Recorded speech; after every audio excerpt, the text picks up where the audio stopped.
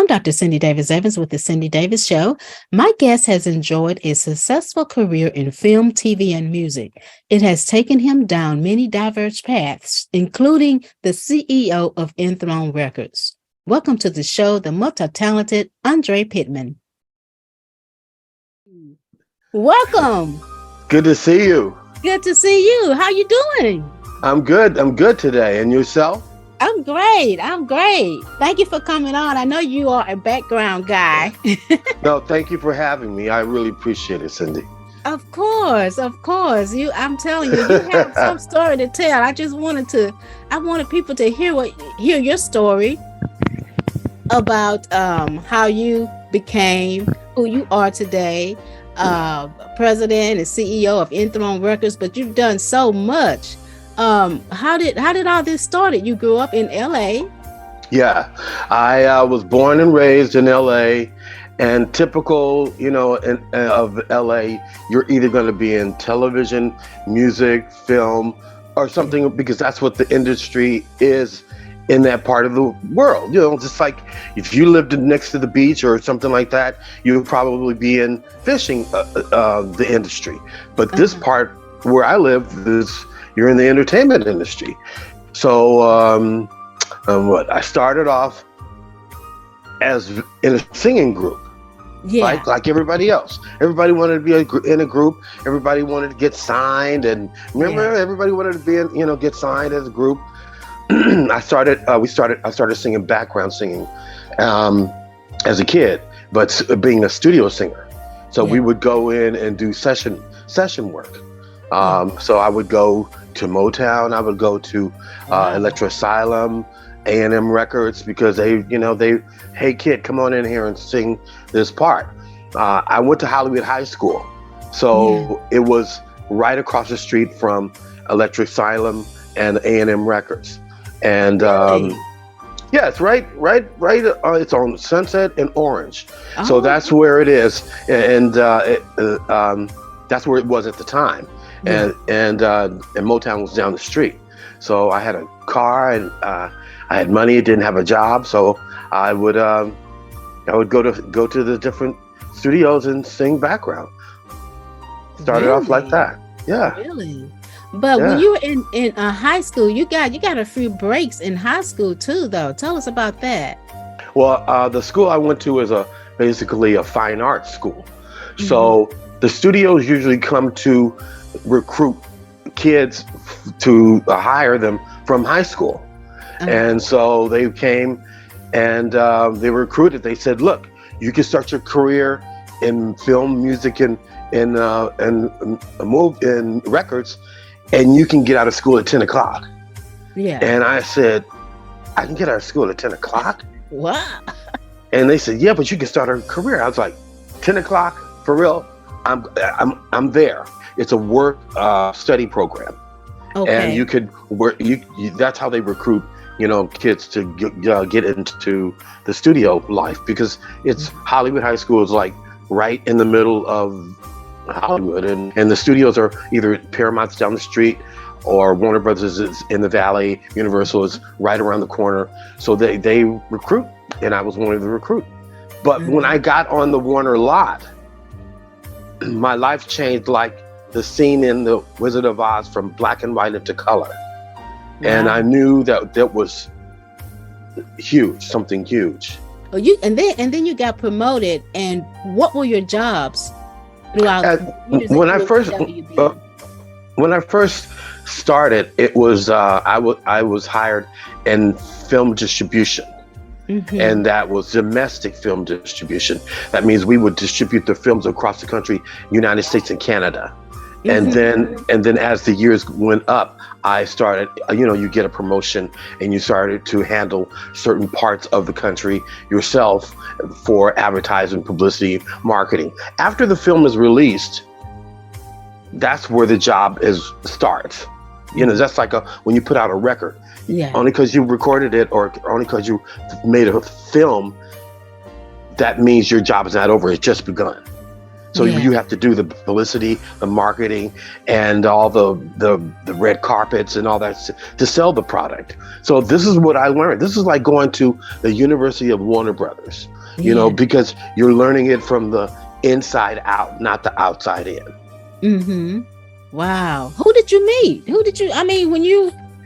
I mean, you kind of grew up around all the Hollywood stars and everything, but what was it like and who did you meet? Well, I mean, you know, when you grow, when you're a native in LA, you're Yeah. going to see people. That's like looking at a plum or a tree or something. You're going to run into them. They live in your neighborhood. Yeah. So you run into stars. I mean, actors that are not even big names at the time, you know, and then they blow up because of their careers blowing up, and you work with you working with at the studios on films, different films, and you know, it's like I worked on you know, the films that came out from Warner Brothers since my tenure. I'm trying to remember Malcolm X, Driving Miss Daisy, The Pelican Brief. I mean, the list goes on and on and on. Yeah. So you meet the cast, you meet the crew. Why Do Fools Fall in Love? The cast of that, and I mean, it's been a whirlwind of films released, and plus I worked at the Warner Records as well before I worked at films. I worked at Warner Records. And so when you were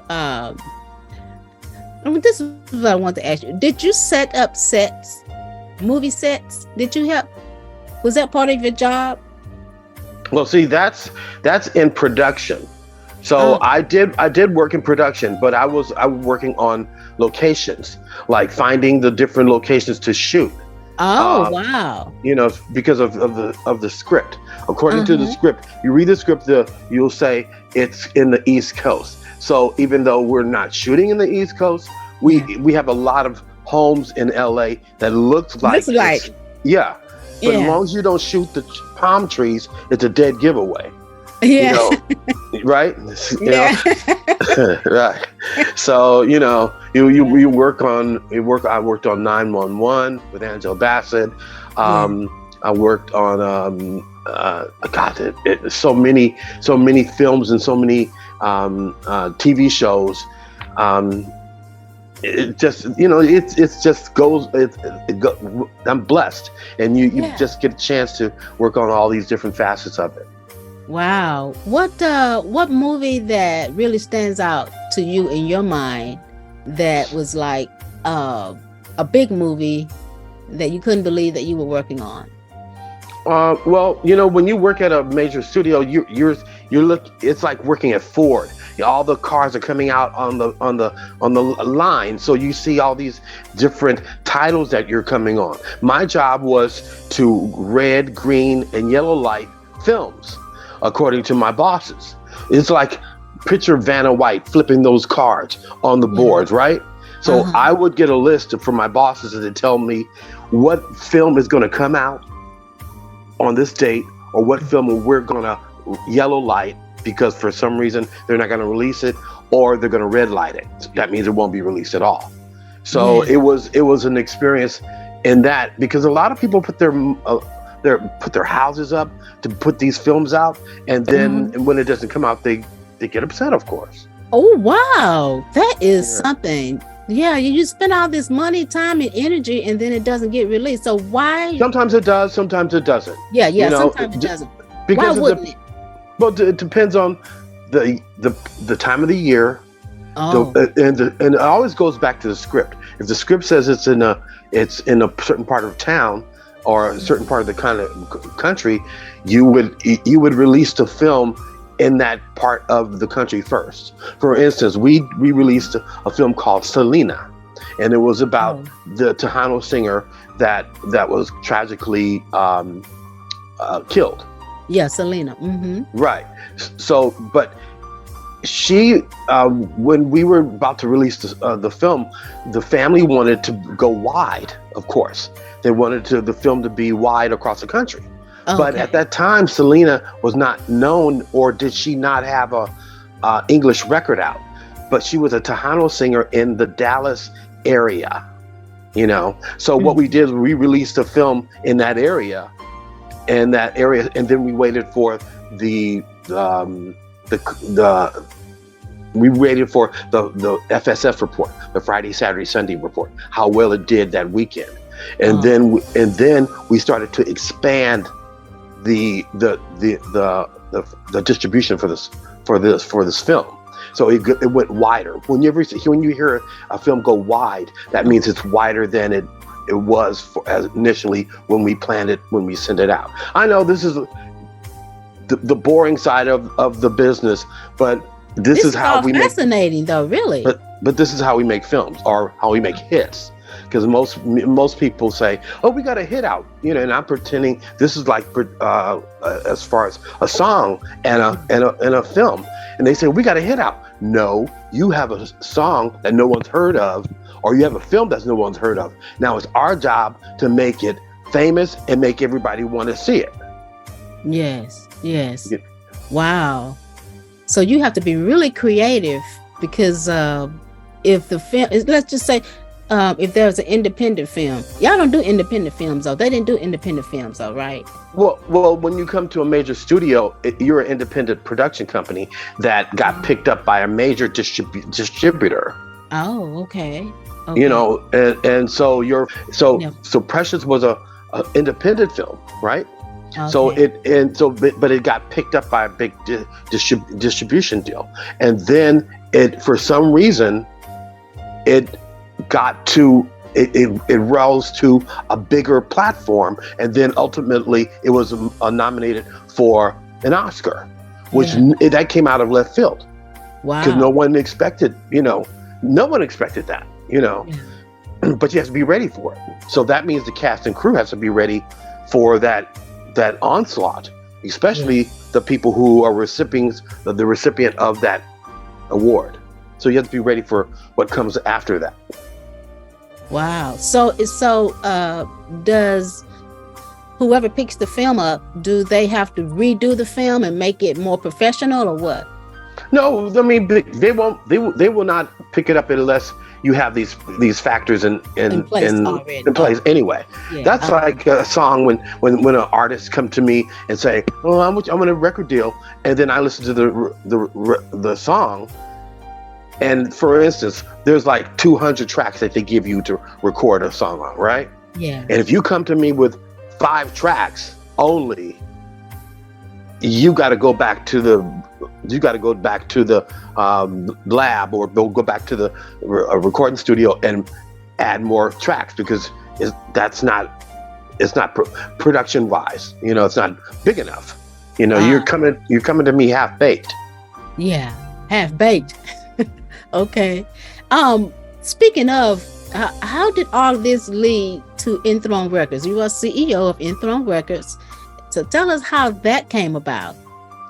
I was working at another record label, and it was distributed by Sony, allegedly.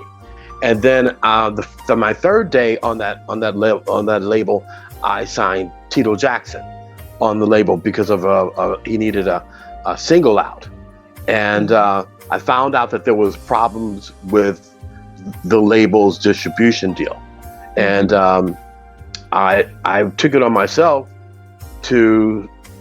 I went to bed and the Lord gave me about it. Yes, and He gave me a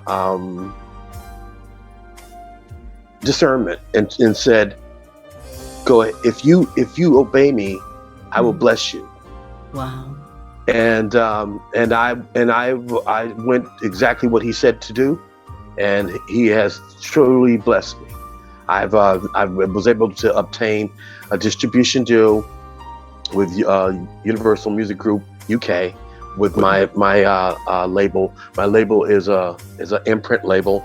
And so once I put our records out on my label, it goes over to Europe first, and then once it hits hits all the platforms. It of course gets back to America. But I'm really happy, really happy about it.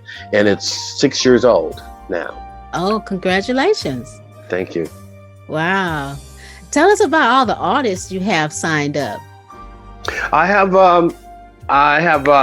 artist Latrice Lawrence. Yeah. She's been basically the first artist I signed on the label. And we did it even through COVID. And so we dropped the first single on a compilation album, and it dropped about a week before COVID dropped. And once Universal released it, and then the COVID hit, and that we thought, I mean, oh my God, what are we gonna do? Because we can't do anything. But I found out that COVID does not stop digital music. Mm-hmm. It stopped live music, live performances. Yeah. But it doesn't stop digital music. And so we released the song, and then I went into marketing, publicity, advertisement mode that I would do at Warner Brothers. Everything I was taught at Warner Brothers, I applied right at my label. And so we did aggressive campaign on these two songs. Yeah. And at that time, under COVID, nobody was doing anything. So I figured you're not going to do anything but make, listen to music. Yeah. So we pushed the song, and I signed another artist. Her name is Pat Hodges. Yeah. She was with the Universal Group, a Motown group actually, Hodges, James and Smith. She has this new single out called Love Revolution. Because of the things that are going around in the world today, all I know is what conquers hate is love. And that's it. And we need a love revolution around the world because all of the atrocities that are going on. Absolutely. So I'm really excited. I'm really excited about the artists that are on Enthrone. I do have another artist. His name is Prophet Michael. He is a hip hop gospel artist. Now I am an R&B pop label, but I treat him like an R&B artist because there's got to be a difference between the gospel artists that stand out, like Mary and Fred Hammond and all these illustrious artists that have been through the test of time. I noticed that they use a lot of R&B tracks on their music and put Christian contemporary lyrics on top of it. So that feeds the hungry, not the full. So that's what this song is about. When you go to church and you look in your audience and there's a bunch of older parishioners, you're not doing anything for the young people in your church, and your church is going to soon die because of lack of people in there. So I do encourage people to reach out to the young people and in their way to bring them back in the fold. Absolutely. So how do you go about signing your new artists? Acquisition, is important. First I listen to the song, what they have to offer, and there's certain standards that I'm looking for in a song, because I have to sell it. We have to sell this song, and I also it's not only if you're really talented or not, because sometimes you may be very, very talented, just like a basketball player. They could be the best basketball player in the world, but not have a good attitude. Yeah. Okay. And I much rather take somebody else who's not as talented, but that is willing to work and is a go-getter and have a great attitude to work for and work with. There's so many artists and so many movie stars that I don't know. They start head tripping and they think that they're bigger than the platform. Wow. You know, you want to be able to work with people, and that's very important. Very, very important. You got to be able to get along with people. They have to have ethics, a good spirit, good vibes and everything. It's just it's a creative process. It's a package. Yeah. Yeah. Yeah. It's a creative process. And I was able, to blessed to work with major artists like the former Ladies of the Supremes, Gerald Austin of the Manhattans, Chris Jasper of the Isley Brothers, Reggie and Vincent Calloway of Midnight Star, Brenda Lieger, a classical writer, wrote for Prince and Michael Jackson, and she had her own hit with Jerry Butler, and all those. And Preston Glass, I call him the hit man. He's written for everybody and their cousin, and Who's Zooming Who for Aretha Franklin. Oh, yeah. And it's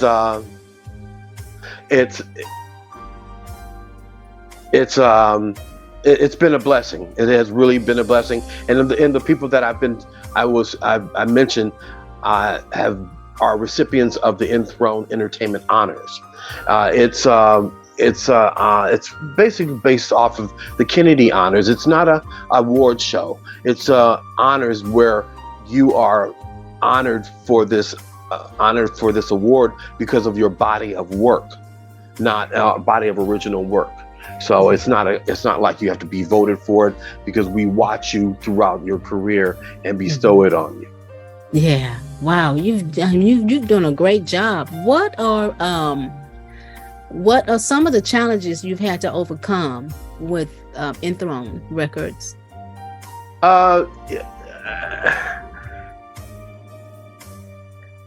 You have to believe in yourself. Okay. And you also, what I've learned is you have to have haters, because those are your motivators. Haters and motivators, that rhymes. and because people will sit back and say you can't do that, or you can't do this, and I love to make them out of a liar. I make them eat cheese. I definitely do that. Cheese? Yeah. Oh yeah. The Gouda. The Gouda. The Gouda cheese. That's right. But being humble and being grateful and educated in your field. Warner Brothers has taught me. It's like I said. It's like going to the University of Warner Brothers has taught me a lot about the business side of the business, because there's no show without the business. That's true. Show business. That's right. Show business. Right. It's business of a show. Absolutely. What kind of input do you have? Any input in your artists' songs, music, the ones that they choose? What kind of input do you have? Well, when they submit the demo to me, I must love it. And the thing is, I'm gonna have to sleep with it for 6 months and then wake up and never be tired of it. Wow. And in order, the thing is, and this goes with a film studio and a label. They have to believe in the product. So when you submit a product to me, I have to really love it, or I'll send you a note saying, you need to add this, and this, because this cake is not ready to be baked. Okay. In order for me to give you the green light on your product, you can't give me something that is not industry standard. Yeah. Well, that's amazing. That's amazing. Tell me about your when you were a showrunner. You're still a showrunner, right? Yes. Well, okay. Yes. How many hats do you wear, Andre? Well, I mean, what happens is I've worked for Warner Brothers since Jesus was a boy. So That's a long time. That's a long time. And in that time, you run into so many people that are showrunners, and they teach you their trade. and there's a lot of people that are looking for their shows to be picked up at major networks. So, and if I find that your show or your record or your film is good enough to be picked up, I will recommend it to the network to say, I think, you need to give this a try. Now, all I can do is submit it over there, and it's up to the creator and the producer of that particular product to say yes or no, because it's their product. However, it's very hard to get in, get your foot in the door without the showrunners or people that will represent you to get your show, because you do need an agent, Yeah. So in order for them, that's another thing. Yeah, that's another thing. How do you get in the door if you don't have an agent? Well, you have to be recommended. Recommended. They will recommend you, or someone inside will recommend you getting an agent, because an agent is like finding a good wife or a good husband. You have to find the right one, because it's not going to work, because there's so many of them out there, and if the ships are not sailing in the same direction, it's not going to work. Right. I got it. I get it. Yeah. Wow. Well, so how many hats do you wear? Well, I mean, it depends on the day and how I get up early in the morning on the West Coast, and by the time I'm finished, the East Coast and London and the UK, I'm taking care of a lot of business. So it's about a dozen, baker's dozen. Wow. Well, you do it well. You do it well. Andre, I sure appreciate you stopping by and sharing your experience with us and sharing what you do. And I think it's just so fascinating. I think it really does. Thank you for having me, Cindy. We've been knowing each other for a long time, and you've always been a constant professional in this business. A lot of eyes are watching you and your production. I applaud you. And we'll keep it going. We'll keep it going. Absolutely. I sure appreciate you taking the time and sending people my way so that we can get their stories out there. And it's just been a blessing. I appreciate you. You just keep doing what you're doing and keep walking with the Lord, and you'll be all right. We're gonna be all right. I appreciate it. Thank you for having me, and we'll be talking soon. Okay. Oh, thank you. All right. And I want to thank you for watching the Cindy Davis Show. Until next time, God bless.